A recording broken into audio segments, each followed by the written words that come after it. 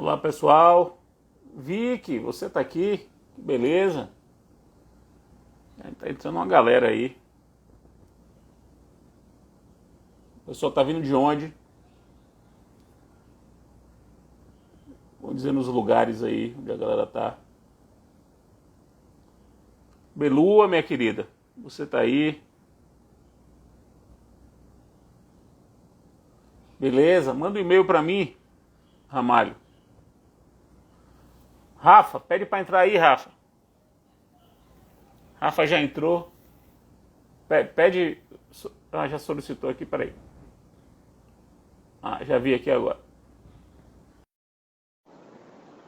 Mitch também entrou.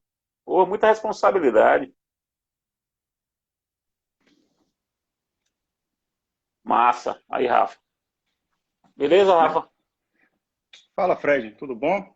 Como é que tá Eu você? vou botar o óculos que você imitou, que você comprou igual. Vai ficar bonito que nem você, pô. É, Você sabe porra. que. Ó, eu sou mais bonito que você, ressalvado o seu cabelo. Ressalvado o seu cabelo. Pô, Tirando o seu cabelo, eu sou mais bonito que você. tem que ter alguma O resto, vantagem, né, pô? porra, não tenha dúvida. Não tenha dúvida. É E não? aí, já tem uma galera aqui, viu? Já tem uma Bacana. galera. Hoje o papo não é sobre O, carnaval, né, Fred? porra, fizemos duas lives históricas sobre carnaval. Históricas. Estão lá no canal do YouTube. Mas agora vamos fazer uma live jurídica, né? É uma homenagem ao lançamento da. Chegou aqui para mim, ó, ao lançamento da edição 2021 do nosso livro, Olha ele aqui. que é o curso, volume 2 que a gente escreveu com Paula, e que cuida da parte de prova, e especificamente de prova documental, que é um assunto curioso, né? Porque é um assunto que ele é chato, assim, é um clássico assunto chato, né? Ninguém gosta de dar aula, é chato de escrever e tal. Mas quando você vai para o dia a dia, para a advocacia, mesmo o enfrentamento do contencioso, a gente percebe que é um assunto absolutamente fundamental, né? Fundamental. E é incrível como as mudanças, pelo menos na minha impressão, as mudanças que o código fez na prova documental, que foram várias, não estão meio fora do circuito pop, dos festivais aí jurídicos, né? Ninguém se predispõe a, a, a enfrentar essas novidades, que eu acho que são novidades muito interessantes. Na verdade, as novidades sobre provas em espécie, de um modo geral, que o código traz, são novidades muito boas. E boa parte delas, tirando perícia, ficam fora dos holofotes. E é por isso que eu queria apresentar você, Rafael Alexandria, de Oliveira, advogado, mestre em Direito pela UFBA, meu sócio de escritório, um dos meus principais subprodutos da academia, porque foi meu estagiário, foi meu aluno, foi meu estagiário, foi meu aluno da especialização também, me ajudou na especialização como um professor assistente, virou meu sócio, advogado do escritório, virou sócio do escritório, escreveu, já temos 3 livros juntos, e mais umas dezenas de artigos publicados. Então, um cara realmente muito, muito, muito ativo na minha trajetória. E chamei ele porque essa parte de prova documental é uma parte que a gente tem refletido bastante e, resolvemos nós selecionar algumas questões para conversar com vocês. Eu fiz essa introdução, vou fazer a primeira pergunta, passo a bola para você, Rafa, e você faz a sua introdução e já responde. A primeira grande questão é a questão, e segue um pouco o padrão que a gente gosta, Rafa, que é de estabelecer logo o conceito básico daquilo sobre o qual a gente vai tratar. Se a gente vai tratar de prova documental, o conceito básico é o que é documento. O que é documento e se é que é possível hoje, ou se vale a pena hoje, fazer as distinções clássicas sobre prova documental e prova documentada. E qual a importância prática disso? Fale um pouco, Rafa. Obrigado por ter aceitado o convite. Tamo juntos. Boa, Fred, a alegria é minha e eu que agradeço esse papo aqui. Antes de qualquer coisa, Fred, eu acho que eu esqueci de fazer uma coisa, de tirar, de colocar no aviãozinho aqui, né? Eu tenho que, para evitar receber ligação durante a chamada, não é isso É, mesmo? Só um minutinho é, que eu... impor-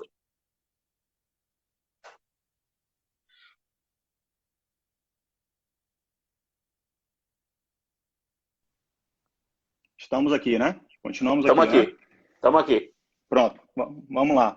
É um ponto de partida fundamental, entender o que é documento, sobretudo porque isso traz repercussões muito amplas. Então, voltando ao agradecimento, eu acho muito bacana estar aqui, Fred, como diria Caetano, dessa vez num outro tipo de vínculo, né? Não para falar Outro sobre, nível. Outro nível de no vínculo. outro nível de vínculo, não para falar sobre carnaval, mas para falar de algo que também nos anima, que anima o nosso dia a dia. Boa noite a todas, a todos. Boa noite a você, Fred. E vamos lá. A noção de documento, normalmente as pessoas confundem, né, Fred, a noção de documento com a noção de prova escrita, como se todo documento fosse necessariamente um documento escrito, uma prova escrita, né? E, sobretudo, quando a gente pensa em documento, a primeira coisa que vem à cabeça é o quê? O contrato, a escritura pública, a pólice de seguro, a CDA, por aí vai. Mas é óbvio que a noção de documento ela não se confunde com a noção de prova escrita, com a noção de documento escrito. Há uma noção clássica de documento, um conceito clássico de documento que nós trazemos lá no nosso livro com Paula, que é o documento é toda coisa que, por obra de uma atividade humana, seja representativa de um fato. Coisa, por obra de atividade humana, seja representativa de um fato. É óbvio, hoje em dia é necessário a gente repensar esse conceito de documento, sobretudo diante da utilização dos documentos eletrônicos. Veja, documento eletrônico não é propriamente uma coisa, né, Fred? É uma Dizer que é sequência, uma coisa, dizer que é uma uma coisa é sequência de uma números. falsação. Isso, é uma sequência de números que, uma vez lida e interpretada por um software, revela um fato. Ele não se confunde com o software, ele não se confunde com o hardware, o computador, o laptop, o celular, onde você lê o documento eletrônico. Ele é em si uma sequência de números. E, por outro lado, além disso, o documento eletrônico ele está cada vez mais distante dessa ideia de ser um produto de atividade humana. A tendência é que essas noções elas se desprendam uma da outra com o tempo, sobretudo diante da aplicação da inteligência artificial ao direito, né? A inteligência artificial, ela é, por definição, é um sistema lógico que tem a capacidade de aprender sozinho e gerar resultados imprevisíveis. Uma das grandes características da inteligência artificial é exatamente a ideia do machine learning, né? Por meio da qual as máquinas elas aprendem e agem, a ideia é essa, agem como se humanos elas fossem, né? Então, está cada vez mais evidente a separação da ideia de documento, sobretudo documento eletrônico, e ainda mais quando eles surgem de sistemas lógicos de inteligência artificial, a separação disso da atividade humana. O fato é que hoje a gente precisa enfatizar a ideia de que documento ele registra um fato. Acho que é essa a ênfase que precisa ser dada ao conceito de documento. O documento ele registra um fato. É algo, né, uma coisa, uma sequência de números que, por obra da atividade humana, direta, indireta, remota, enfim, mas registra um fato. Então, partindo dessa premissa, veja, um livro é um documento. Registra um fato com um caráter de permanência, né? Acho que o Permanente. elemento de permanência é uma coisa importante, né? Exatamente. Isso, inclusive, dá o tom do valor probatório que sempre se deu à prova, ao documento, né? O valor que sempre se deu à prova documental. E veja, partindo dessa premissa, então, um livro é um documento, um quadro é um documento, uma postagem no Instagram é um documento, um muro onde se faça uma pichação de ódio ou de intolerância religiosa, isso é um documento. Então, assim, é muito importante a gente perceber que a noção de documento é muito Fotografia, mais né? a fotografia, Fotografia, imagem. Que as os pessoas também, áudios. como você falou aí, as pessoas relacionam muito com prova escrita, mas existem os documentos sonoros, né? Isso. Cinematográficos, fonográficos. E é importante a gente abrir a cabeça para essa amplitude do conceito de documento. Por quê? Isso tem repercussão prática, não é uma questão meramente teórica, tem repercussão no dia a dia da gente. Por quê? Porque a depender, por exemplo, de qual seja o documento que você quer inserir no processo, é preciso, às vezes, você fazer uma adaptação do procedimento da produção de prova. Né? E isso veio previsto expressamente agora no código, no 434, parágrafo único, por exemplo. Veja, se eu quero produzir uma prova escrita, um documento escrito, um contrato, basta eu juntá-lo à inicial, à contestação E considerando que é fácil ter acesso ao seu conteúdo, eu posso supor que a simples juntada desse documento já fará com que o juiz e a parte contrária tenham acesso a esse conteúdo. Agora, veja, e se o documento for um vídeo, um arquivo de vídeo, por exemplo, uma postagem no Instagram, percebe? Então, assim, como é que funciona isso? Basta eu juntar o pendrive, entregar na secretaria ou, de algum modo, juntá-lo ao processo eletrônico e estará produzida a prova? Não. É necessário fazer alguma adaptação no procedimento de produção probatória e o 434 hoje, parágrafo único, fala expressamente uma ideia que a gente já vinha trazendo até antes do CPC, de que seria necessário... Deixa eu só avisar o pessoal, lembrar dessa história, né? Porque esse parágrafo único do 434 foi uma sugestão que a gente encaminhou ao Congresso durante a tramitação, e a gente já defendia isso no nosso curso, e veio de um caso prático lá do escritório, né? Que na época de VHS ainda, a gente juntou um VHS nos autos, e o juiz disse pra gente assim, eu vou levar o VHS para assistir em casa. E a gente ficou pensando, mas ele vai assistir, e como é que eu sei que ele assistiu? Como é que eu sei que ele não dormiu? Como é que eu sei que ele não apertou FF? Para quem não sabe, FF é acelerar. Apertou FF para poder... O filho dele ficou incomodando ele na hora de assistir. Ficou incomodando, tinha barulho. E aí, por isso que se colocou esse parágrafo no 434, que as pessoas não dão muita bola, mas ele é muito relevante. Isso. Muito relevante. Então, esse é um ponto muito importante. Outro ponto, assim, prático também, é que é o seguinte, Fred, o procedimento de produção de prova documental, ele não é a única via, o único caminho de você inserir documentos no processo. Não é a única forma de você inserir documentos no processo. Você pode inserir documentos no processo por outros meios. Então, imagina, por exemplo, que o que você quer demonstrar é uma ofensa que está gravada num vídeo ou numa postagem do Instagram. Você pode levar o seu celular ou então pedir que o próprio juiz, se ele tiver perfil no Instagram e se o perfil do ofensor for aberto, que ele acesse isso daí na audiência, por exemplo. E aí, veja, inequivocamente, essa postagem no Instagram é um documento, sobretudo dentro dessa noção mais ampla de documento. E qual é de que forma que ele está entrando no processo? Através de inspeção judicial, não necessariamente através da prova, o procedimento da prova documental. A perícia, por exemplo, o perito ele pode solicitar das partes que elas entreguem documentos. Uma perícia contábil, por exemplo, o perito pode pedir balancetes, livros contábeis. Então, esses documentos, eles entram no processo junto com o laudo pericial. São documentos que são inseridos no processo por um outro meio de prova que não é a prova documental. Então, é muito importante a gente ter essa noção mais, digamos, contemporânea do que é documento, que não é já tão contemporânea assim, né? Essa ideia de documentos eletrônicos que já vem de um tempo, e, sobretudo, essa ideia de outros tipos de documento, como o muro pichado, o quadro, enfim. É muito importante a gente ter uma noção, porque isso tem repercussão prática na advocacia no dia a dia da gente. E a documentada, o que é? O que é a chamada prova documentada? Pois é, então, a prova documentada, a diferença é basicamente do fato que a prova revela. Eu acho que eu saí um pouco aqui, né? A diferença é basicamente do fato sobre o qual o documento trata. Então, na prova documental você traz um documento que, pelo menos em tese, ele trata do fato que você quer provar. Então, ele vem para corroborar uma alegação de fato sua. A prova documentada, normalmente, é aquela que demonstra ou que documenta eventos processuais, por exemplo. Então, a sentença, por exemplo, quando o juiz ele profere uma sentença, essa sentença ela é uma prova da atividade exercida pelo juiz naquele processo. O acordo é uma prova da atividade exercida pelo tribunal naquele processo. O laudo pericial é uma documentação do trabalho exercido pelo perito, normalmente fora do processo. E isso tem muita relevância porque, por exemplo, quando você vai para o procedimento de produção antecipada de prova, num processo de produção antecipada de prova, você colhe depoimento de testemunhas, né, e documenta isso. O que você tem ali, a partir de quando termina a produção antecipada de prova, é uma prova documentada de depoimentos testemunhais. Por exemplo, é uma prova documentada de depoimentos testemunhais. E aí vem uma discussão que é muito interessante. Por exemplo, antigamente se dizia que você não podia usar prova documentada como essa, né, a documentação de depoimentos testemunhais, e nós mesmos dizíamos isso, né, Fred? Você não pode usar isso em procedimentos em que há restrição probatória, como é o caso do mandado de segurança, né?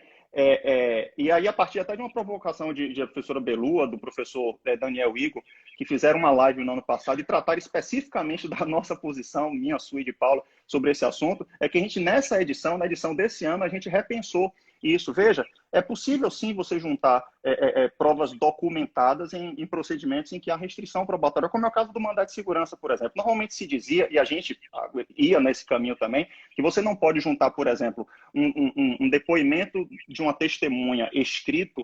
Por quê? Porque se a outra parte quiser fazer alguma inquirição, pedir algum esclarecimento, ela não pode por conta da restrição probatória. Mas e se esse depoimento ele foi colhido num procedimento de produção de prova prévio, do qual a outra parte participou em contraditório, teve a oportunidade de formular suas perguntas, teve a oportunidade de debater, enfim. Por que não utilizar isso também como prova num eventual mandado de segurança, por exemplo? Então, a nossa edição do curso, esse ano, por exemplo, a gente já traz esse repensar a respeito do que é a prova documentada e, por exemplo, da possibilidade do seu uso em procedimentos, como é o caso do mandado de segurança. Perfeito. Eu vou agora partir para um outro ponto, até um ponto a partir de uma provocação que o Zedinha, que está nos assistindo, fez. Pouca gente percebeu, pelo menos eu não vi muito destaque, o artigo 436. O artigo 436 do CPC, e quem tiver aí no chat acompanhando e puder colocar o artigo o pessoal ver, ótimo, porque a gente não consegue fazer isso aqui. O artigo 436 não tem correspondente no Código passado. Não existia nada parecido no Código passado. E ele vem para responder a uma pergunta, que é uma pergunta básica, e que não tinha resposta, que é o seguinte: o que uma parte pode fazer diante de um documento que se opõe a ela? Quer dizer, tem uma prova documental contra alguém. O que é essa prova documental? O que a outra parte pode fazer diante de uma prova documental? Isso reverbera no juiz, que é uma outra pergunta fundamental, né? Como o juiz pode valorar uma prova documental? Quer dizer, diante de uma prova documental, diante de um documento que diga que eu paguei, pode o juiz dizer que eu não paguei? Sim. Mas como? De que forma? Qual é a linha para isso? Pode simplesmente dizer que não se convenceu? E aí vem o 436 e traz essas quatro possibilidades de comportamento de uma parte em relação ao documento que foi trazido pela outra. Inclusive, dizendo como se pode impugnar esse documento. Eu queria que você, Rafa, depois dessa minha introdução, explicasse aí para o pessoal, em breves linhas, esse 436, que é um dispositivo que eu reputo importantíssimo. Importantíssimo. Ele é extremamente importante, Fred, como você falou, porque ele serve como um roteiro. Eu gosto desses dispositivos que organizam a nossa...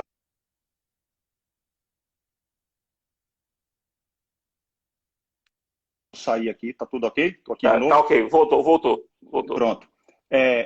Eu gosto desses dispositivos, dizia eu, que organizam o que é que a gente pode fazer, as posturas que podem ser. Veja que o 436, ele não fala de prazo, ele não fala do instrumento a ser utilizado, não. Ele diz quais são as atitudes que a parte pode adotar quando ela é chamada a falar sobre um documento que foi anexado aos autos.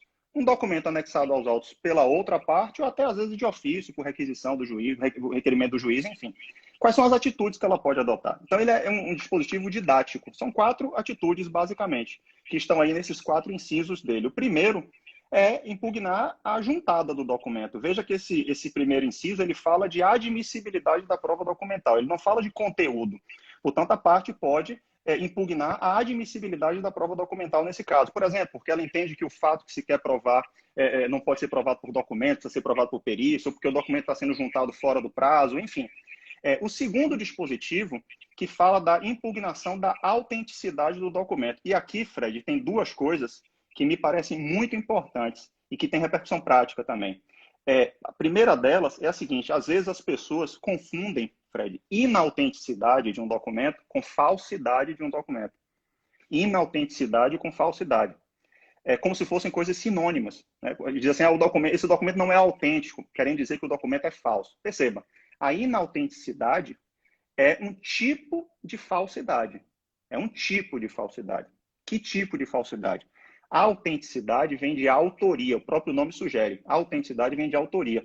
Um documento ele é autêntico quando o autor aparente desse documento corresponde ao autor real. Então, uma postagem feita no Twitter, por exemplo, num perfil de uma pessoa X, se de fato foi essa pessoa quem fez essa postagem, isso significa dizer que o autor aparente, que está ali no perfil, corresponde ao autor real. Então, esse documento é um documento autêntico. Ele pode até conter uma falsidade ideológica, por exemplo.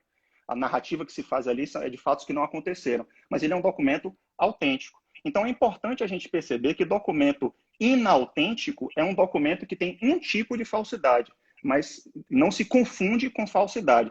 E isso tem importância prática, Fred, pelo seguinte, por causa do ônus da prova. O artigo 429, ele diz que quando eu impugno a autenticidade de um documento, o ônus de provar que o documento é autêntico é da parte contrária, é da parte que produziu o documento. Agora, se eu impugno a falsidade, eu digo que o documento é falso, se eu digo que ele é falso, por outro motivo, que não seja autenticidade, aí o ônus da prova é meu. Então, se eu disser que ele é falso, falsidade material, porque foi adulterado, ou que há falsidade ideológica, o que é narrado não corresponde à verdade, o ônus de provar essa falsidade é meu, está lá no 429. Agora, se eu disser que ele é inautêntico, o ônus de provar isso, ou de provar o contrário, perdão, é da parte contrária. Então, isso daí traz uma repercussão prática importante para a gente fazer para a gente discernir esses tipos de falsidades, digamos assim. A terceira postura que se pode adotar é a arguição de falsidade. Então, a parte que se depara com o documento nos autos, ela pode arguir a falsidade desse documento. Lembrando que, em regra, a arguição de falsidade ela vai ser resolvida com uma questão incidental, né? Mas a parte pode pedir para que essa questão seja resolvida com uma questão principal. E a diferença disso daí é que, resolvida como questão principal, ela passa a compor, isso se confunde um pouco com a antiga ADI, né, Fred? Com a antiga ação declaratória incidental, ou é um tipo sobrevivente de ação declaratória incidental. Então, uma vez arguída como questão principal, a falsidade, essa questão ela passa a compor o objeto litigioso do processo. E, na prática, qual é a diferença entre uma coisa e outra? É o regime de coisa julgada. Aqui, essa questão vai se submeter. Se é o regime comum do 503, caput, se tratar de questão principal, decidida no dispositivo da sentença, ou se é o regime especial do 503, parágrafo 1º, desde que satisfeitos lá seus pressupostos, se tratar de questão incidental, como é a regra, e que for resolvido lá na fundamentação da decisão. E, por último, a última postura que a parte pode adotar é de falar sobre o valor probatório, a eficácia probatória, efetivamente, do documento, que está no inciso 4º do artigo 436. Dizer se ele é efetivo ou não para demonstrar a alegação e por aí. Então, perceba, a parte pode questionar a entrada do documento do processo, e aí não está falando do documento, você impugna a entrada, a admissibilidade. E se dirigindo ao documento, você pode impugnar a validade dele, do ponto de vista, seja da autenticidade, seja da falsidade em sentido estrito, como também do seu conteúdo, da força probatória. E aí vem o parágrafo único, né, Rafa? Do 434. Isso é muito importante. Esse é um ponto traz muito importante. Uma coisa que é fundamental e vai numa linha, que é uma linha do código inteira, que é uma linha de impugnações claras e específicas, proibindo impugnações genéricas. Vem o 436, parágrafo único, que diz, nas hipóteses de impugnação por falsidade e por inautenticidade, a impugnação deverá basear-se em argumentação específica, não se admitindo a alegação genérica de falsidade. Isso é uma linha do código, que é mais uma das regras que concretizam a cooperação processual, e isso não existia, curiosamente, isso não existia no código passado. Mas agora já fosse pensado pela doutrina, né? A doutrina já propusesse isso. Né? Exatamente. Aquele comportamento que era muito comum antigamente de dizer que o documento ele não está com firma reconhecida, e aí a pessoa impugnava por impugnar a autenticidade do documento, sem trazer o mínimo indício de que poderia haver ali uma inautenticidade, acabar com esse comportamento. Mas já naquela época já se trazia na doutrina um pensamento que era necessária a fundamentação específica. O que o código fez, e eu acho isso ótimo, é deixar isso claro. Perfeito.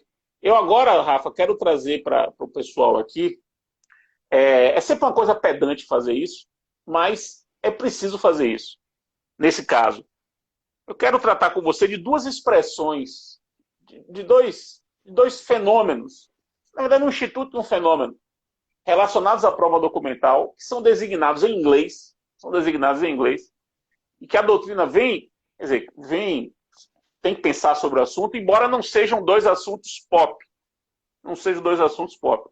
Você não costuma ver esses temas tratados em obras sistemáticas, por exemplo. O primeiro deles é o chamado document dump. Document dump. Esse fenômeno, que eu gostaria que você explicasse para o pessoal. E o outro é o Redfern Schedule. Redfern, o senhor Redfern, o brother que fez esse negócio, é o schedule, né, de agendamento, de calendário. Então, é a agenda Redfern, que ambos têm a ver com produção de prova documental, mas cada um à sua maneira. Então, vamos ver o que é o document dump, e depois vamos ver o que é o agenda, o calendário, a tabela Redfern, o Redfern Schedule. Rafa, explica aí para a galera. É isso, né? O document dump é uma expressão inglesa, como se vê, como você falou, bem pedante, né? Mas que é usada, ela surgiu em países do common law para definir um tipo de ilícito processual, Fred. Um tipo de ilícito que se caracteriza por quê? Aquelas situações, e veja que isso não é típico de países do common law, isso a gente vê, né, no nosso dia a dia, sempre viu. Toda hora. Isso é uma expressão bonita para retratar uma realidade que existe aqui também, né? Em que consiste esse ilícito? Aquela situação em que a parte traz ao processo inúmeros documentos, normalmente documentos irrelevantes, e dentro desses documentos, ela planta lá um ou dois documentos efetivamente relevantes para o caso, de modo a tentar ludibriar. Assim surgiu essa ideia do document dump, que a parte despeja documentos literalmente no processo, com o intuito de esconder ali alguma coisa que seja efetivamente relevante. E aí ela tenta fazer com que esses documentos irrelevantes funcionem como uma espécie de cortina de fumaça, que impeça a outra parte de perceber e de impugnar efetivamente aquele documento que é efetivamente relevante. Ou seja, ela se perde naquilo dali, não nota o documento, de repente não fala sobre ele, e aí depois tem a pegadinha, né? Aquele documento está ali, não falou. Então, assim, isso é um ilícito processual.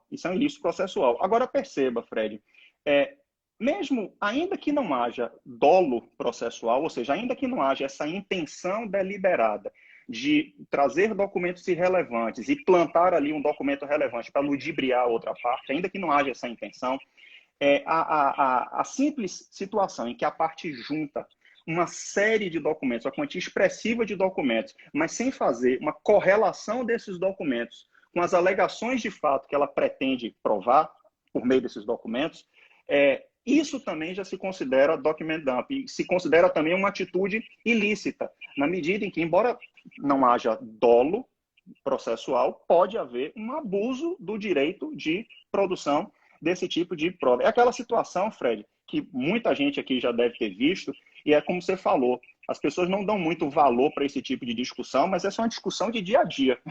Do dia a dia. Né? É do dia a dia. Tipo assim, a parte junta um monte de processo, como quem diz assim, eu vou juntar tudo, e o juiz que encontre aí o documento que lhe sirva de fundamento, que lhe sirva de convencimento e lhe sirva de fundamento. Como se coubesse ao juiz desvendar isso, ou a outra parte desvendar o que é importante. Rafa, e às vezes nós estamos falando aí de milhares de documentos. Isso. Tem casos que são 10 mil documentos, que agora, como é tudo eletrônico, as pessoas perdem o limite, né? Perdem o limite. Perdem a vergonha, né? E é exatamente essa questão, Fred. Me parece que isso pode ser considerado um ilícito processual, ainda que atípico, mas um ilícito processual a partir do princípio da boa-fé processual, lá do artigo 5º, né? Veja que esse princípio, dele decorrem aplicações como o dever de você não agir com má fé, o dever de você não agir com dolo, o dever de você não ser abusivo, né? Não exercer abusivamente seus direitos, e também e principalmente o dever de cooperar com os outros atores do processo na busca de uma solução rápida para o caso, né? Então, assim, me parece que veja que eu não estou nem falando aqui de produção de muitos documentos.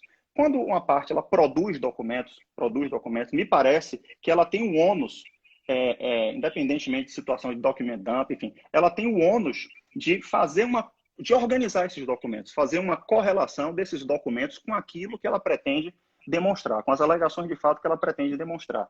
Quando se trata, e se se trata, de uma quantidade grande de documentos, e dentre eles há documentos mais relevantes do que outros, me parece que há um ônus da parte de destacar quais são os documentos relevantes para que o juiz possa analisá-lo com mais atenção e para que a parte contrária também possa criticá-lo com mais atenção, Claro, evitando ser pego de surpresa. Me parece que isso é uma decorrência do princípio da boa-fé processual, né? E veja, Fred, que esse tipo de atitude, a gente já atuou em caso, por exemplo, junto, em que a gente viu lá que o julgador, num processo, a gente não estava nem falando de documento, não, uma pessoa juntou, pelo menos não de dolo, né? Uma pessoa juntou um sem número de documentos, mais de 5.000 folhas de documentos eletrônicos, e aí o juiz fez o quê? Ele intimou a parte para dizer o seguinte, olha, você juntou aqui não sei quantos 1.000 documentos, eu queria que você fizesse aqui para mim uma lista de que documentos são esses e o que é que eu devo observar para analisar essa tutela provisória que você está me pedindo. Você lembra disso?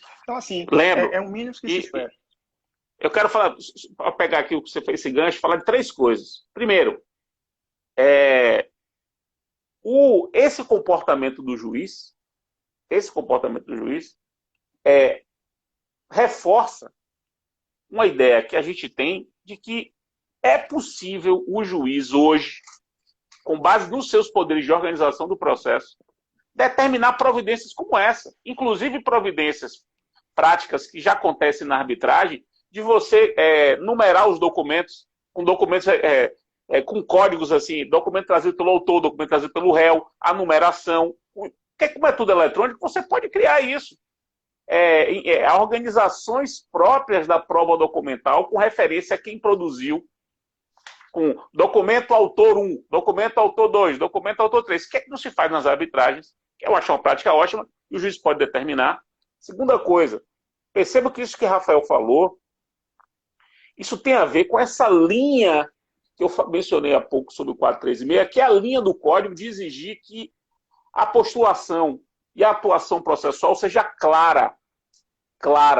Isso é um ponto fundamental do princípio da boa-fé. Você tem seus interesses, você vai litigar, cada qual buscando o que o cliente quer, mas a litigância tem de ser clara. Jogo jogado. Jogo jogado. E a terceira coisa, eu queria saudar o professor Flávio Acha. Tem um belo texto sobre o assunto publicado no Conju. Depois, quem quiser, vai lá no Conju, bota Flávio e Acha com Y, né? I-A-R-C-H-E-L-L, Flávio Acha. Tem um texto só sobre documento dump que serve para o que a gente está dizendo aqui. Mas vamos voltar agora, vamos falar um pouco sobre o Redfern. Então, já que você está falando de organização, né, o Redfern ele entra exatamente nessa... Eu levantei a bola para você cortar. Nessa linha de organização. O que é o Redfern Schedule? É uma espécie de documento colaborativo, né? E isso é algo bastante utilizado em processo arbitral, sobretudo na discovery, né, que é aquela etapa em que pode ocorrer ou não, em que uma parte as partes elas formulam entre si pedidos de exibição de documentos, de entrega de elementos de prova, enfim. E as partes elas podem documentar os seus pedidos numa tabela. O que é o Redfern Schedule? É basicamente uma tabela. Uma tabela que tem, assim, a configuração dela pode ser de variada maneira, mas normalmente é uma tabela que se faz com 4 colunas, né? E nesse procedimento de exibição de documentos, você coloca na primeira coluna qual é o documento que você quer que a outra parte exiba, né? Na segunda coluna você põe os fatos ou as alegações de fato que você pretende provar com esse documento e, obviamente, as razões que você tem para imaginar que esse documento está na mão da outra parte. Aí, então, esse documento passa para outra parte, por isso é um documento colaborativo, ele vai sendo formado pela conduta de todos os atores processuais, esse documento passa para outra parte, e a outra parte vai na terceira coluna e vai falar sobre o seu pedido de exibição desse documento com base nesses fundamentos. Então, ela vai dizer, olha, eu tenho o documento, está aqui o documento, ou eu não tenho o documento, esse documento não existe, ou ele existe, mas não está comigo, ou ele existe, está comigo, mas eu não posso exibir por causa desses fundamentos. Então, ela vai sintetizar na terceira coluna as razões que ela tem sobre o seu pedido, ou seja, o contraponto. E aí, na quarta coluna, esse documento passa, então, para o julgador. Isso, normalmente, como eu disse, é utilizado em processo arbitral. Então, o documento ele passa para o tribunal arbitral e ali ele vai lançar a sua decisão. Então, o Red Fern Schedule é basicamente isso, é uma tabela em que você sistematiza, organiza de um modo claro, né? Os atos postulatórios e, por fim, a decisão. Isso facilita muito a compreensão do que se está discutindo, né? Quais são os fundamentos de uma parte, o pedido, né? Quais são os fundamentos de uma parte, qual o contraponto que a outra parte faz.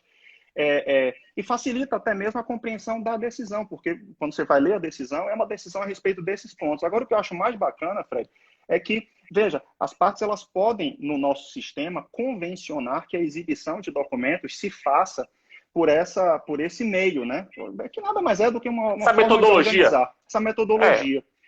E a gente pode usar, Fred, e a gente já usou, nós mesmos já usamos isso em processos em que atuamos, você pode usar para outras finalidades. Por exemplo, para fazer um memorial para um julgador, né, um ministro do STJ, você quer entregar um memorial para ele com as suas razões, você pode fazer isso num formato de Red Fern Schedule. Você coloca lá na primeira coluna o dispositivo tido por violado, na segunda os argumentos, os fundamentos que a outra parte trouxe para dizer que aquele dispositivo foi violado, na terceira coluna os argumentos que você tem, os fundamentos que você tem para dizer que ele não foi violado. Isso facilita.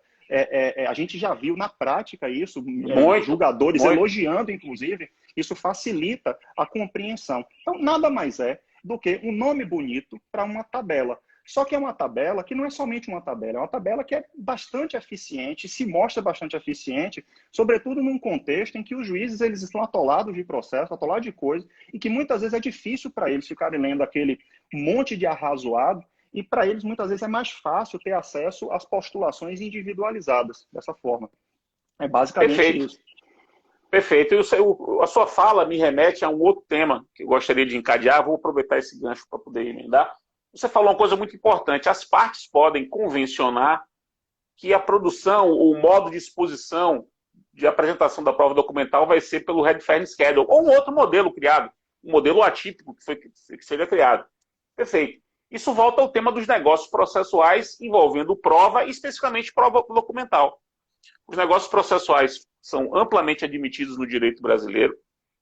Em relação ao âmbito probatório, no meu modo de ver, logo após o âmbito da execução, o mais fértil para a produção de negócios processuais, ou negócios probatórios, não precisa nem chamar de negócio processual, chama de negócios probatórios, negócios sobre a produção de prova, sobre a valoração da prova, sobre a admissibilidade da prova.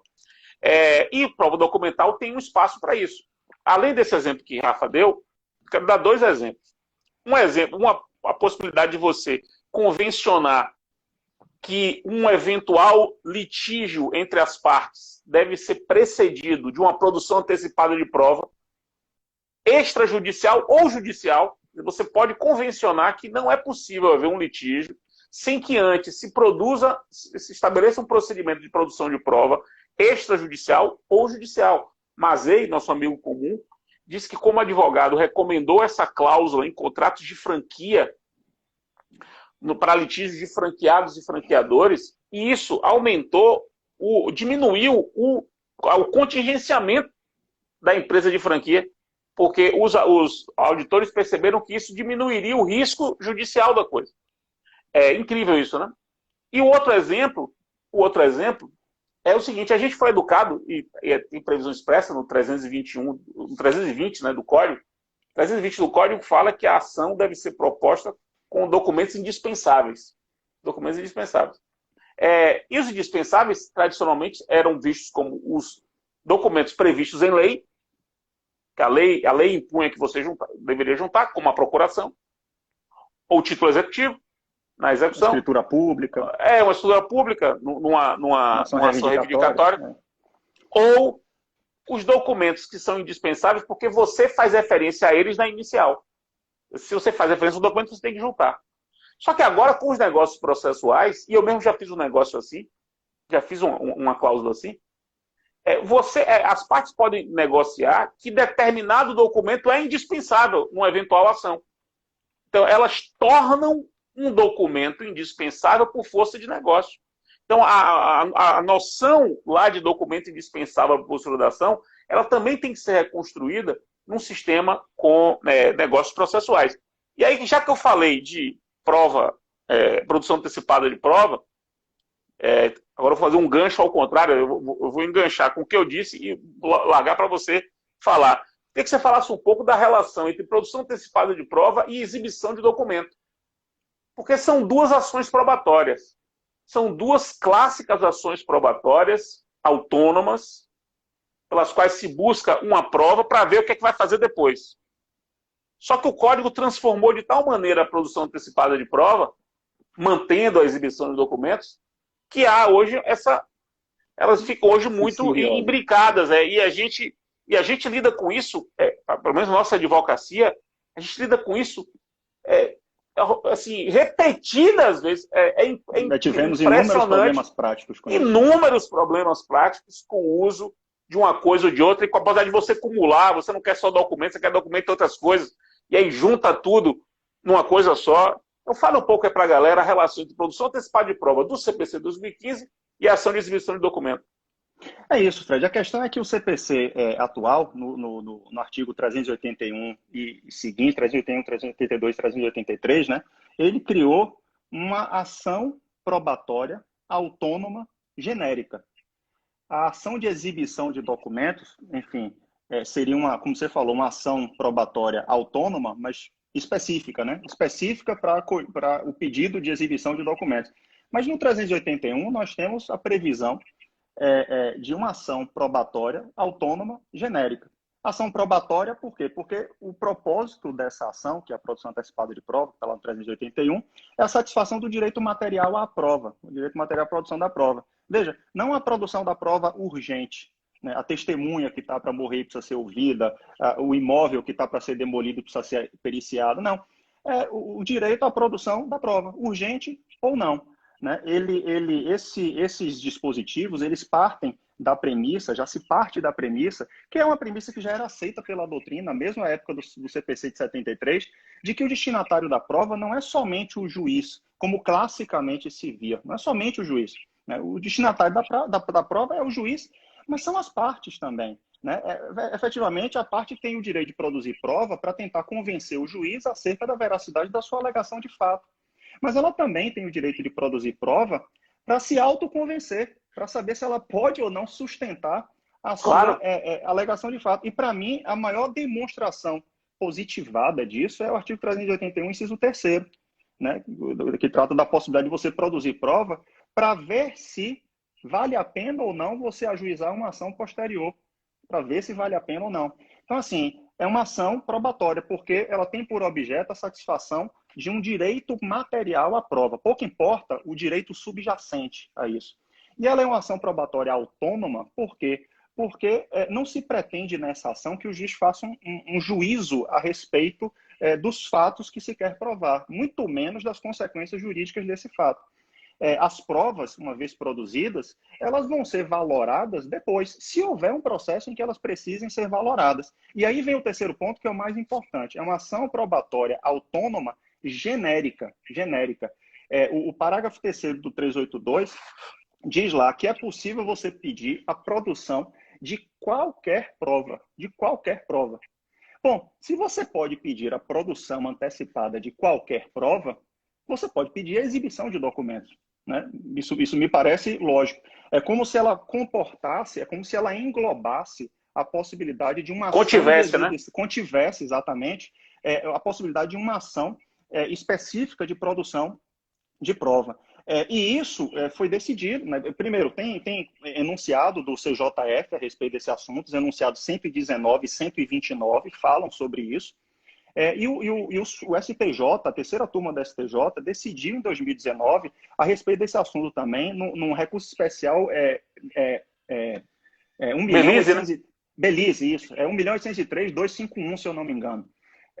Em que ele trata expressamente da possibilidade de a ação prevista no artigo 381 versar sobre um pedido de exibição de documento. E isso é muito importante também. Agora, uma questão interessante é que ali ele disse que não cabe a aplicação daquela previsão do artigo 400 que diz que se a outra parte, a parte contra quem você pede, a parte que você pede que exiba o documento, se ela não exibir ou não justificar, o artigo 400 diz que pode-se presumir como verdadeiro o fato que você queria provar com essa exibição.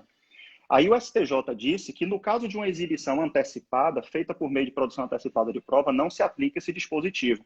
E a razão, tem alguma razão de ser, que é o 382, parágrafo 2º, que diz que o juiz não vai valorar esses fatos. Se ele não vai valorar os fatos, não tem como presumir a veracidade de um fato como consequência da não exibição dos documentos. Agora, isso daí é uma coisa que também precisa ser refletida, né, Fred? Porque, assim, isso acaba fazendo com que a exibição antecipada, por não dispor dessa medida coercitiva típica, isso me parece uma medida coercitiva típica, a possibilidade de presumir como verdadeiro o fato que se queria provar, por não dispor dessa medida coercitiva típica, ele acaba sendo, digamos assim, menos efetivo, ou pode ser menos efetivo, do que a exibição incidental, por exemplo. Então, talvez, isso é uma sugestão que a gente faz lá no livro da gente sobre esse assunto, talvez uma coisa que se possa pensar é o seguinte, tudo bem, o juiz ele não pode aplicar o artigo 400 porque ele não tem como valorar os fatos, portanto ele não tem como presumir como verdadeiros. Mas ele poderia, pelo menos, ao encerrar a produção antecipada de provas para exibição, num caso em que a parte não exibiu o documento, ele poderia pelo menos sinalizar para a parte que num eventual processo futuro, um eventual porque a gente não sabe se vai acontecer, essa recalcitrância, esse não atendimento à ordem judicial pode implicar a aplicação do artigo 400, que é a presunção de veracidade. Seria uma forma de você conciliar uma coisa e outra e dar, pelo menos, alguma utilidade maior para a produção antecipada nesse caso, né? Perfeito, perfeito, excelente. E aí, juntando a ideia de produção antecipada e aproveitando que Thaís Pascoal está aqui presente, acabou de se manifestar, tem uma questão que está me atormentando muito, Rafa. Isso a gente nem trata no nosso livro. Não trata. A gente abordou, eu provoquei Zanetti sobre isso, e a gente tratou, ainda que não profundamente, mas já anunciou isso no volume 4. No volume 4, que é o livro de processo coletivo. Que é o seguinte, hoje você tem vários procedimentos preparatórios, probatórios. Seja a produção antecipada de prova completamente reformulada, que é judicial, sejam procedimentos extrajudiciais, como o inquérito civil, como os procedimentos preparatórios no âmbito do Ministério Público, que não são inquérito civil, como procedimentos próximos a isso, que acontecem no âmbito da Defensoria Pública. Em todos esses casos, a gente tem uma colheita de prova procedimentalizada, com contraditório, feita antes de uma briga judicial. Quer judicialmente, quer extrajudicialmente. Perfeito. Então, todo mundo sabe. Qual é a minha pergunta? Minha pergunta é, esse conjunto de documentos que se formam, sejam documentos em sentido estrito, sejam documentações, é um conjunto considerável. Quando e se a ação vier a ser proposta, o autor, ele tem de juntar essa prova produzida antes? Ou seja, esse conjunto probatório produzido antes, que no final das contas não redundou num acordo, não teve acordo, tanto que se propôs uma ação depois. O autor tem de juntar como um dever, como um ônus decorrente da boa-fé. A boa-fé, com certeza. Da boa-fé, para poder expor, olha, tivemos esse embate, essa prova foi produzida, não chegamos a um acordo, e agora eu estou demandando, ou ele pode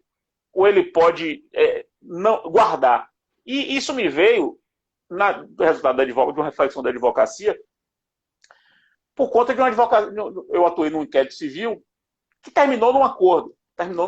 Mas eu fiquei pensando, a atuação foi tão assim, intensa no inquérito civil, com tantas provas, tanta coisa sendo produzida do nosso lado, né? Porque eu fiquei pensando, pô, se tiver um acordo aqui e o MP propuser essa ação civil pública, ele vai pedir algum liminar. Vai pedir algum liminar. Ora, ele vai juntar o que a gente fez aqui nesses autos. O que a gente juntou, nossa linha argumentativa, as nossas provas, as nossas teses, para mostrar que a gente não estava de sacanagem, que o cliente não estava de sacanagem, que a gente tinha uma razão, que ele não se opôs a negociar. Porque isso é fundamental para o juiz na hora da liminar, não? Sem dúvida. Então eu tô nessa defesa. Na defesa de que essas provas produzidas extrajudicialmente, ou desculpe, preparatoriamente, seja judicial, por causa da produção desse pago, ou extra, elas devem ser juntadas. E aí para a gente terminar, vamos para a última pergunta. Eu só queria acrescentar uma coisa, Fred, só uma coisa rápida sobre isso, que é uma coisa do dia a dia. Eu sou procurador do município de Salvador, atuo no contencioso fiscal judicial, defendendo o município de Salvador. Uma das coisas que eu mais vejo, por exemplo, são ações anulatórias de lançamento, ações em que se pede declaração de inexistência de relação tributária, em que, nada obstante, tem havido um processo administrativo fiscal todo perfeito, em contraditório, com produção de prova, produção de perícia, muitas vezes. A parte, ela simplesmente negligencia tudo isso, esquece, finge que isso não aconteceu, entra com o seu pedido, muitas vezes até junta somente a parte do processo administrativo fiscal que lhe convém, né, a sua impugnação, tudo que diz respeito ao direito dela, e pede uma liminar sem que o juiz que vai apreciar essa liminar tenha, por exemplo, condição de saber qual é a postura do fisco no âmbito administrativo fiscal. Então, assim, é um exemplo do dia a dia, as ações anulatórias do débito fiscal. E é um exemplo que é bom porque ele vai para o outro lado, quer dizer, o lado do Estado também. Não é só porque o Estado é MP, também pode se favorecer o Estado. Então, é interessante isso. Agora, antes de passar para a última palavra, o pessoal aqui perguntou sobre pós-graduação. No dia 8 de abril começa uma pós-graduação nova, que a gente chamou de pós-prêmio. Rafael, inclusive, é um dos professores. Vai dar mais de uma aula, para vocês verem o nível dos professores. O Rafael aqui é um exemplo disso. E o nível do cabelo da galera, né? Olha o cabelo de Rafael. Esse é o grande problema, é o cabelo de Rafael. Mas, aí veja, no dia 8 de abril começa essa pós... É bullying, eu sei. O dia 8 de abril começa a pós, e essa pós é uma pós interessante, porque qualquer pessoa do Brasil pode fazer. Qualquer um pode fazer, porque é uma pós ao vivo, com aulas ao vivo, só que numa sala de Zoom. E eu darei aula em todas as semanas. Serão 24 semanas de pós. Nas 24 semanas tem aula comigo e com mais 42 professores. Então, são aulas a pós-prêmio, está aí no feed do meu Instagram, a divulgação toda, uma pós que eu coordeno junto com Paula Sarna há muitos anos. E agora a gente percebeu que a pessoa pode fazer pós com a gente em qualquer lugar do país, em casa, como a gente está agora, nesse mesmo horário, em aulas ao vivo. Não é pós com aula gravada. Não é streaming. Você vai assistir aula ao vivo com a gente na sala. E aí, Rafa, nós temos 5 ou 6 minutos para terminar, mas você pode levantar a bola para tratar de um tema que você gosta muito. E aí eu já recomendo a galera assistir uma live que Rafa fez com o João Liberato, sobre esse tema, que deve estar no IGTV de Rafa, deve estar no IGTV de João Liberato.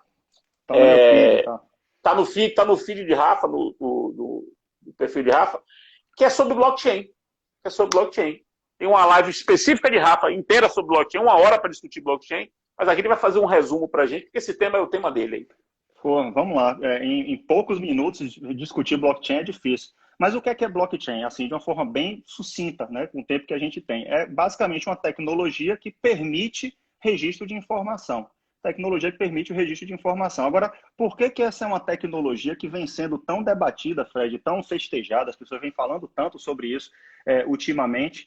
E inclusive, há quem diga, os entusiastas dizem que é a maior invenção desde a invenção da internet. Há quem diga isso. Por quê? Basicamente por 2 motivos. Primeiro, pelo método de que essa tecnologia se utiliza para preservar, para fazer o registro dos fatos, o método de que ela se utiliza.